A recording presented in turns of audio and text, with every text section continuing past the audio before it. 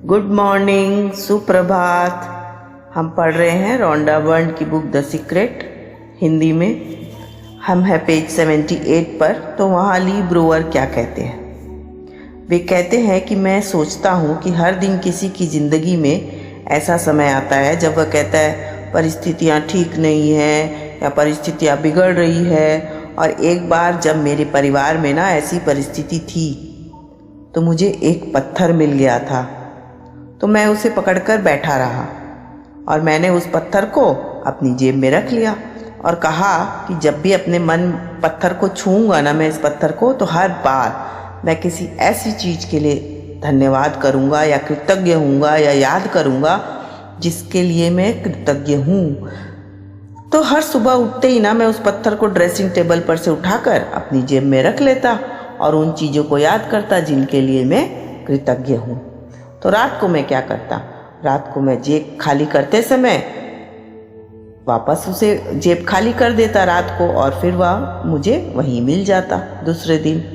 तो वो कहना चाह रहे हैं कि मुझे इस बारे में ना कुछ अद्भुत अनुभव हुए हैं। दक्षिण अफ्रीका के एक व्यक्ति ने ना मेरे इस पत्थर को देखकर पूछा ये क्या है। मैंने उसे बताया कि ये तो तत्काल कृतज्ञता, और उसने उसका नाम, उस पत्थर का नाम कृतज्ञता पत्थर रख दिया।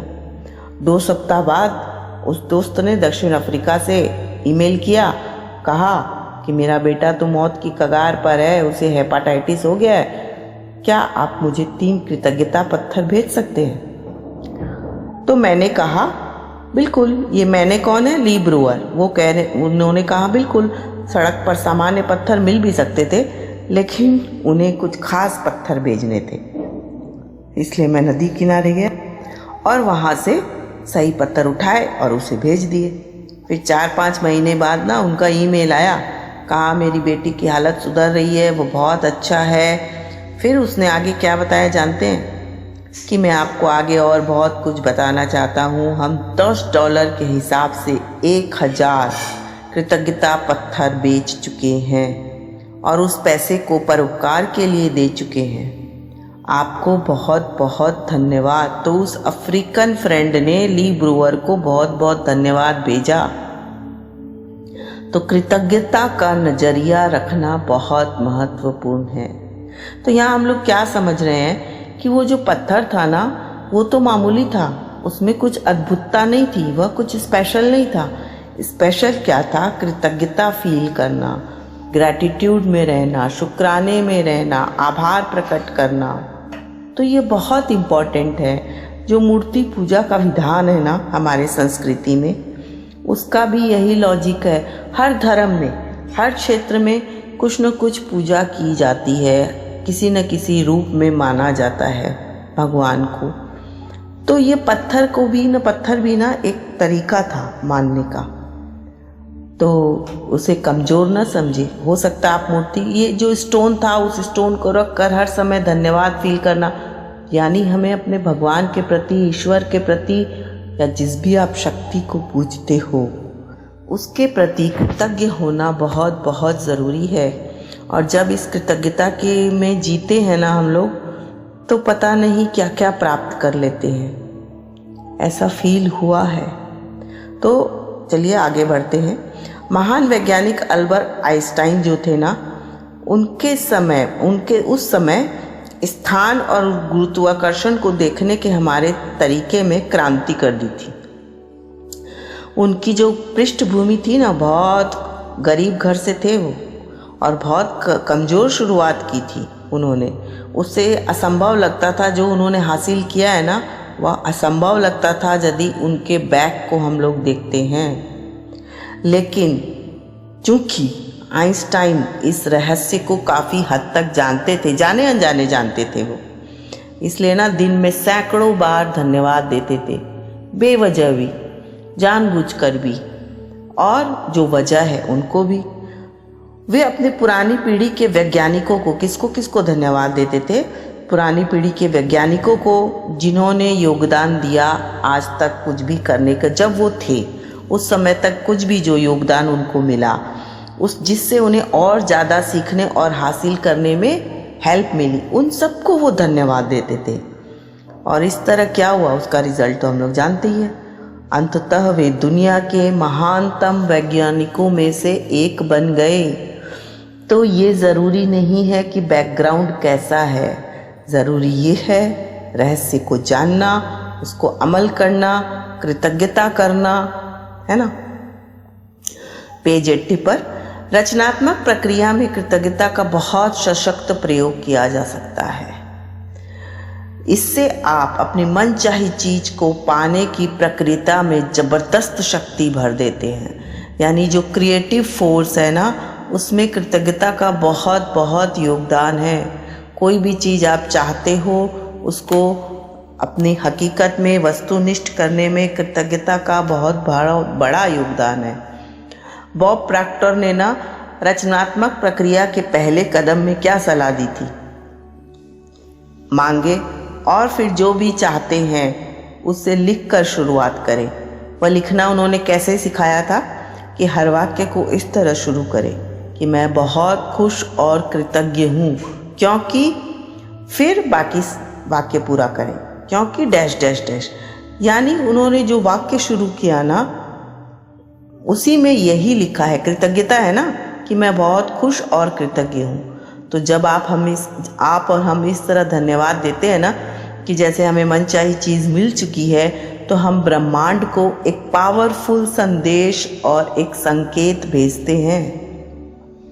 वह संकेत बताता है कि वह चीज़ आपके पास इसी समय मौजूद है क्योंकि आप उसके लिए कृतज्ञता महसूस कर रहे हैं। और हर सुबह बिस्तर छोड़ने से पहले एक महान दिन के लिए, नए दिन के लिए, पावरफुल डे के लिए कृतज्ञता की भावनाएं महसूस करने की आदत डालें, जैसे कि आपको मनचाही चीज मिल चुकी है। तो राइटर कहती है कि जिस पल मैंने रहस्य खोजा और दुनिया तक यह ज्ञान पहुंचाने का सपना देखा था, उसी पल से मैं द सीक्रेट फिल्म के लिए हर दिन धन्यवाद देती थी, जो कि दुनिया में खुशी लाएगी। उन्हें पता था कि खुशी लाएगी। उस समय उन्हें ज़रा भी अंदाज़ा नहीं था कि हम इस ज्ञान को पर्दे तक कैसे ला पाएंगे, लेकिन मुझे पूरा भरोसा था कि रास्ता अपने आप आकर्षित होकर हमारे पास चला आएगा। मैं पूरा ध्यान परिणाम पर केंद्रित करती रही। मैंने कृतज्ञता की गहरी भावनाएं महसूस की और जब यह मेरे जीवन का अस्तित्व थी और वह अवस्था बन गई तो बांध के गेट खुल गए और हमारे जीवन में जादू की बाढ़ आ गई। तो जादू की बाढ़ कब आएगी? जब आप भरोसा करेंगे और उसमें ग्रैटिट्यूड भर देंगे तो ना वो बांध टूट जाएगा और मैजिक की बाढ़ आ जाएगी। हर क्षेत्र में मैजिक होगा। मैं द सीक्रेट की शानदार टीम के लिए आज भी कृतज्ञ हूँ और कृतज्ञता की मेरी गहरी दिली भावना आज भी कायम है। हम एक ऐसी टीम बन चुके हैं जो हर पल कृतज्ञता से थिरकती है, डांस करती है। यह ना हमारी जीवन शैली बन चुकी है। यह राइटर बता रही हैं। उनका कहना है कि हमारे पास सब कुछ है, एवरीथिंग है। ऐसा फील करना है, ऐसा समझना है और ब्रह्मांड में सचमुच सब कुछ है। हमें तो क्या करना है? बस मांगना है, समझना है, उस पर यकीन करना है और प्राप्त करना है। चलिए आगे बढ़ते हैं पेज 81 पर। हमने सीखा अभी कृतज्ञता की भावना को। अब हम सीखेंगे मानसिक तस्वीर देखने की सशक्त प्रक्रिया कैसे काम करती है लॉ ऑफ अट्रैक्शन के लिए। मानसिक तस्वीर देखना मतलब विजुअलाइजेशन करना। तो विजुअलाइजेशन या मानसिक तस्वीर करना एक ऐसी प्रक्रिया है जो सभी महान उपदेशक और अवतार सदियों से सिखाते आ रहे हैं, युगों युगों से। वर्तमान युग के सभी महान उपदेशक भी यही कहते हैं। 1912 में ना चार्ल्स होनल ने द मास्टर की सिस्टम पुस्तक लिखी थी। इसमें उन्होंने क्या लिखा जानते हैं? मानसिक तस्वीर देखने में निपुण बनने के लिए 24 साप्ताहिक अभ्यास बताए हैं, वीकली प्रैक्टिस। और इससे भी ज़्यादा महत्वपूर्ण बात यह है कि यह पुस्तक विचारों का स्वामी बनने में आपकी मदद करेगी। तो यह ऐसी बुक है जो हमें अपने विचारों का स्वामी, माने हम जो सोचते हैं उसका मालिक बनने में, मालिक बनेंगे तो आपके हाथ में कंट्रोल हो जाएंगे ना आपके विचार पर, और फिर आप जो चाहे मैनिफेस्ट कर सकते हैं। तो मानसिक तस्वीर की प्रक्रिया की प्रबल शक्ति का कारण क्या है? वह यह है कि जब आपके दिमाग में मनचाही चीज़ों के साथ आपकी तस्वीर उत्पन्न होती है ना, तो आपके मन में ऐसे विचार और भाव जागृत होते हैं जैसे वह चीज आपको इसी समय आपके पास हो। मानसिक तस्वीर देखना ना मूलतः प्रबल घनीभूत विचार है, और इससे वास्तविक तस्वीर जितनी ही सशक्त भावनाएं उत्पन्न होती है। आप मेंटली विजुअलाइजेशन करके जो भी तस्वीर देखते हो, विचार करते हो ना, वो वास्तविक तस्वीर जैसी सशक्त भावनाएं होती है। इसलिए विजुअलाइजेशन करना ना बहुत बहुत पावरफुल है। प्रबल मानसिक तस्वीर देखते समय आप उस सशक्त फ्रीक्वेंसी को ब्रह्मांड में भेजते हैं।